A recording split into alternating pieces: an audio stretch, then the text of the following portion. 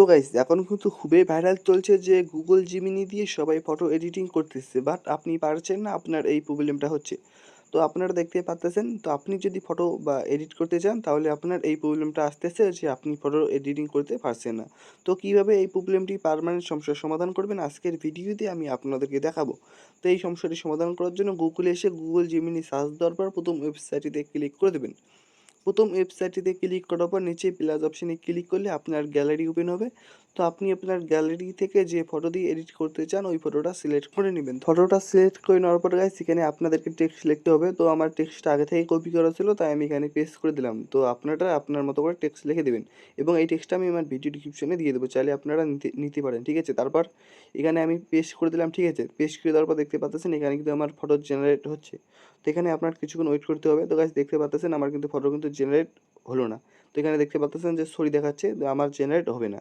তো আমি এখান থেকে অনেক ফটো জেনারেট করেছি, তো এখন হবে না। এর কারণটা হচ্ছে যে আমি এইখান থেকে অনেকগুলো ফটো জেনারেট করেছি বা একাধিক ফটো জেনারেট করেছি। এর কারণে আমার এই প্রবলেমটা হচ্ছে, বা আজকের মতে আমার আর এখান থেকে কোনো ফটো জেনারেট বা এডিট করতে পারবো না। তো এই প্রবলেমটার সমস্যার সমাধান করার জন্য আপনার কী করবেন, এখানে আবারও আপনার নতুন করে জিমেল অ্যাকাউন্ট দিয়ে লগ ইন করতে হবে।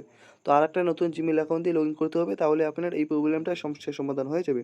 তো আবার নতুনভাবে জিমেল দিয়ে লগ ইন করার জন্য উপরে জিমেল লোগোতে ক্লিক করার পর এখানে আপনার জিমেল লোগো শো হবে, বা আপনার মোবাইলে যতগুলো জিমেল আছে সবগুলো শো হবে। তো আপনার জিমেলে ক্লিক করলে আপনার লগ ইন হয়ে যাবে।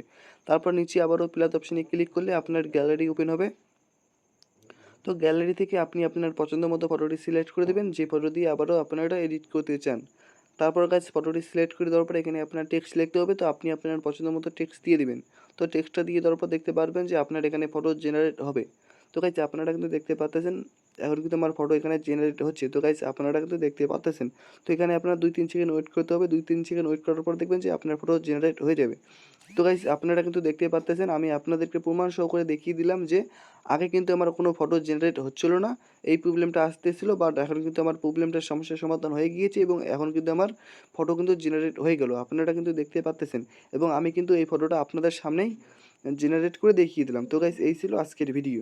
তো গাইস আপনারা যদি আবারও যদি লগ ইন করেন, ঠিক আছে, আবারও যদি আপনারা নতুন জিমেল অ্যাকাউন্ট দিয়ে লগ ইন করেন, বাট তারপরেও যদি আপনার ফটো জেনারেট না হয়, তাহলে আপনারা বুঝে যাবেন যে আজকের মতে আপনাদের আর ফটো জেনারেট হবে না, এর পরের দিন হবে। তো আপনারা এর পরের দিন ফটো জেনারেট করতে পারবেন। আসসালামু আলাইকুম।